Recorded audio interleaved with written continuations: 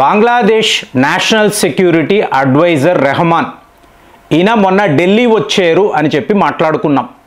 So వచ్చిన ఆయన అజిత్ దోవెల్ గారిని కలిశారు. ఇది ఏమిటి అంటే కొలంబో సెక్యూరిటీ కాన్క్లేవ్. సో ఇప్పుడు వార్తలు ఏమిటి అంటే అజిత్ దోవెల్ గారికి ఇతనికి మధ్య ఏం జరిగింది అంటే శుభ్రంగా ఈయన్ని ఆయన వాయించారు అని అందులో మాట్లాడాం.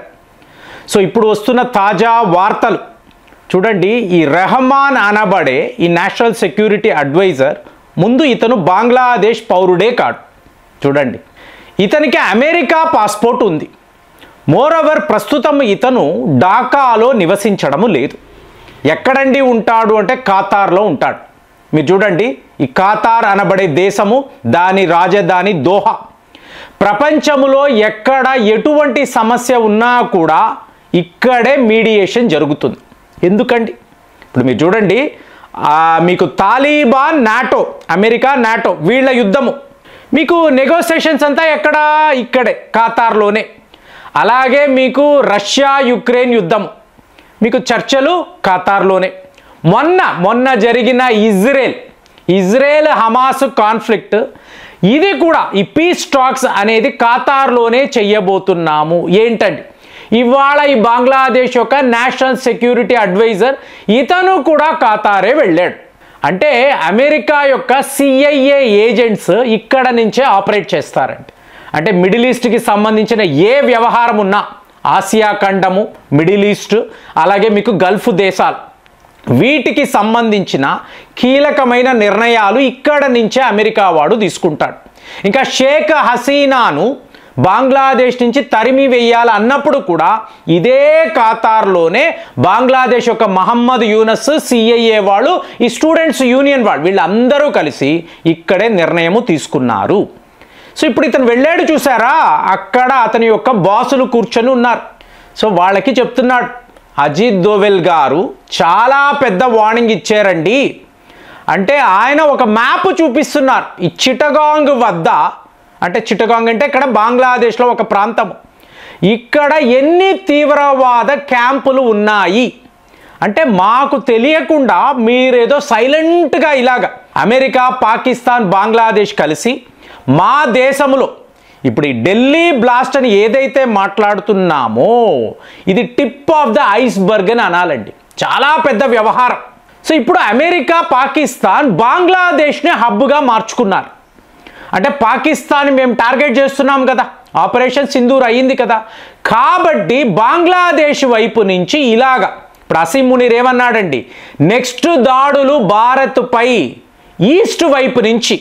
సో ఇప్పుడు ఢిల్లీ బ్లాస్ట్ అన్నాము, ఈ అమోనియం నైట్రేట్ ఇది ఎక్కడి నుంచి వచ్చింది? ఈస్ట్ వైపు నుంచే, బంగ్లాదేశ్ నుంచే. మూలాలు చూసారా? సో ఇక్కడ మనము టెర్రర్ క్యాంప్స్ ఆపరేట్ చేస్తే భారత్కు తెలియదు అని మీరు అనుకుంటున్నారు. మాకు తెలియనిది అంటూ ఏముండదండి. అమెరికాలో ఏమైనా జరిగినా కూడా మాకు తెలిసిపోతుంది.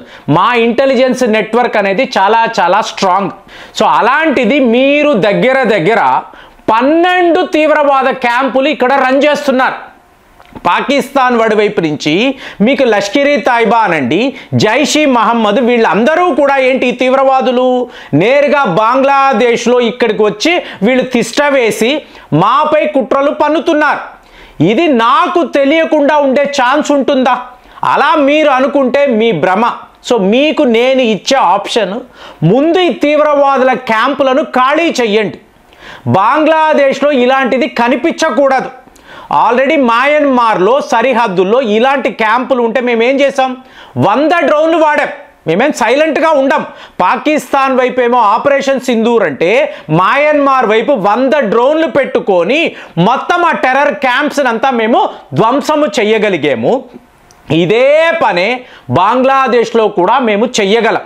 మీకు ఏ మాత్రము జ్ఞానము ఉంటే ఇమీడియట్గా ఈ టెర్రర్ క్యాంప్స్ని బంగ్లాదేశ్ నుంచి తీసివేయండి. సో ఇప్పుడు ఏంటి, POK నుంచి వీళ్ళు ఢాకా దాకా ప్రయాణించి భారత్లో ఏదో ఒక రకంగా, అంటే అమెరికా వాడి యొక్క టోటల్ గ్రీన్ సిగ్నల్ ఉందండి. ఎందుకండి అమెరికా వాడు మనపై పగ అంటే మన GDP, మన యొక్క ఎదుగుదల, మన ఆర్థిక వ్యవస్థ. సో ఎక్స్పోర్ట్స్లో మనం దూసుకుపోతున్నాం. సో ఇది అమెరికా ఒప్పుకోదట. అమెరికా కాదు, చైనా వాడు కూడా ఏ రోజు దీన్ని యాక్సెప్ట్ చెయ్యడు. అలాంటిది ఇవాళ ప్రపంచమే మనకు వ్యతిరేకంగా అంటే పుతిన్ గారు భారత్ రాకుండా ఉండడానికి ఎన్నో రకాల ప్రయత్నాలు, ఆయన్ని ఆపాలి. ఎందుకు? పెద్ద పెద్ద డీల్స్. సో దాన్ని మనం విడిగా మాట్లాడాలి. ఇక్కడ కాంటెక్స్ట్ మాత్రము అజిత్ దోవెల్ గారు బంగ్లాదేశ్ యొక్క నేషనల్ సెక్యూరిటీ అడ్వైజర్ అనబడే రెహమాన్, ఇతను ఒక బంగ్లాదేశ్ పౌరుడే కాడు, అమెరికా పాస్పోర్ట్ కలిగిన వాడు. ఇప్పుడు ఇతను ఢాకాలో ఎందుకు లేడు అంటే భయం, ఇతన్ని ఎక్కడ వేసేస్తారో.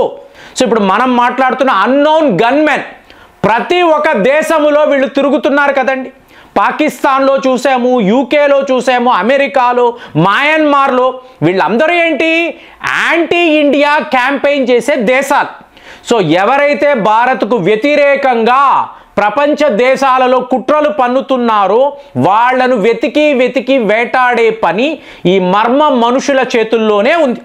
సో ఇప్పుడు వీళ్ళు బంగ్లాదేశ్ కూడా వస్తారు, ఆల్రెడీ అక్కడ ఉన్నారు. సో ఈ టెర్రర్ క్యాంప్స్ మీద వీళ్ళు విరుచుకుపడవచ్చు.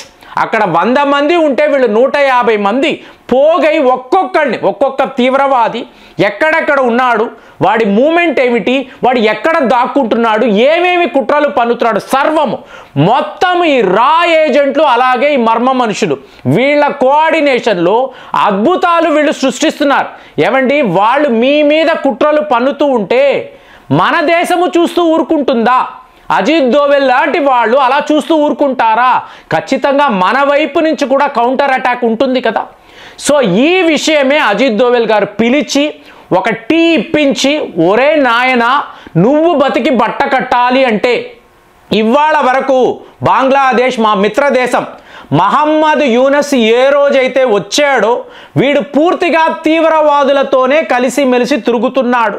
పాకిస్తాన్ అంటేనే ఒక తీవ్రవాద దేశము, వాళ్లతో ఇలాంటి ఫ్రెండ్షిప్ పెట్టుకొని మా మీద ఇలాంటి కుట్రలు అన్నప్పుడు ఖచ్చితంగా మేము ఏం చెయ్యాలో చేస్తాము. సో ముందు నువ్వు ఈ 12 తీవ్రవాద క్యాంపులను బంగ్లాదేశ్ నుంచి తీసివే, వీళ్ళందరినీ మళ్ళీ పాకిస్తాన్ పంపించే. ఒకవేళ అది చెయ్యకపోతే భారత్ ఏం చెయ్యాలో అది చేస్తుంది.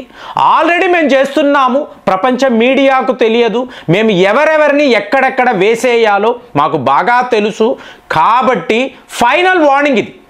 చెప్పు, వెళ్ళి మహమ్మద్ యూనస్కి చెప్పు, పాకిస్తాన్ యొక్క అసీం మునీర్కి చెప్పు, సిఐఏ ఏజెంట్లు ఖతార్లో కూర్చొని ఉంటారు కదా వాళ్ళకి చెప్పు, భారత్ అజిత్ దోవెల్ గారు ఇలాంటి ఫైనల్ వార్నింగ్ నాకు ఇచ్చారండి. అంటే బంగ్లాదేశ్లో తీవ్రవాదము ఉండకూడదు అంటున్నారు. ఒకవేళ మనము మెయింటైన్ చెయ్యాలి అనుకుంటే వాళ్ళు ఏం చెయ్యాలో అది చేస్తారు. మరి తీవ్రవాదులు మనకు చాలా చాలా ముఖ్యము. వీళ్ళని పెట్టుకొనే కదా మనం ఇంతకాలం ఈ దుకాణాన్ని నడిపిస్తున్నాము. వీళ్ళు లేరు అంటే మనము డేంజర్లో పడతాము. భారత్, రష్యా అలాగే వాళ్ళ మిత్ర దేశాలు అంటే ఆఫ్ఘనిస్తాన్ని కూడా కలుపుకోవాలి. సో వీళ్ళందరూ కలిసి మనల్ని ఏం చెయ్యాలో అది చేస్తారు. ఇప్పుడు మన యొక్క ప్రణాళిక ఏమిటి, మన వ్యూహము ఏమిటి? వీళ్ళను తిప్పికొట్టాలి అంటే, మన వాల్యుబుల్ తీవ్రవాదులను కాపాడుకోవాలి అంటే మనము ఏం చెయ్యాలని ఒక పెద్ద లెవెల్లో ఖతార్లో వీళ్ళు మీటింగ్ పెట్టుకున్నారు. ఈ మీటింగ్ యొక్క అవుట్కమ్ కూడా మనకు తెలియదంటే ఖచ్చితంగా మన రా ఏజెంట్లు ప్రపంచం అంతా తిరుగుతూ ఉంటారండి. ఎక్కడ ఏం జరిగిన క్షణాలలో మనకు ఇన్ఫర్మేషన్ వచ్చేస్తుంది. కాబట్టి ఢిల్లీ బ్లాస్ట్ విషయంలో భారత్ ఇంకా కూడా ఇన్ఫర్మేషన్ గ్యాదరింగ్లోనే ఉన్నాము. ఎందుకు అంటే ప్రతిరోజు నాకు వస్తున్న రిపోర్ట్స్ను బట్టి కొత్త యాంగిల్స్, కొత్త డైరెక్షన్స్లో ఈ కేసు అంతా కూడా నడుస్తుంది. సో మీకు మెయిన్ హబ్ ఖతార్ అంటే ప్లానింగ్ అంతా కూడా వీళ్ళు అమెరికాలో సిఐఏ ఏజెంట్సే చేస్తున్నారు. భారత్ను డీస్టెబిలైజ్ చేయాలి. మోదీ పాలన అనేది వీళ్ళందరికీ కూడా చాలా పెద్ద తలనొప్పిగా మారింది. దీని నుంచి ఎలాగా మనము బయటపడాలి, భారత్ను డీస్టెబిలైజ్ చేయాలంటే ఏమేమి చెయ్యాలి, ఇదంతా కూడా వీళ్ళు పెద్ద లెవెల్లో ఆలోచిస్తున్నారు. కానీ మన ప్లానింగ్ కూడా అలాగే ఉంది. మరి ఈ యుద్ధములో ఎవరు గెలుస్తారు, ఎవరు ఓడిపోతారు, మీకేమనిపిస్తుంది? కామెంట్స్లో రాయండి. మళ్ళీ వచ్చే వీడియోలో కలుద్దాం. జై హింద్.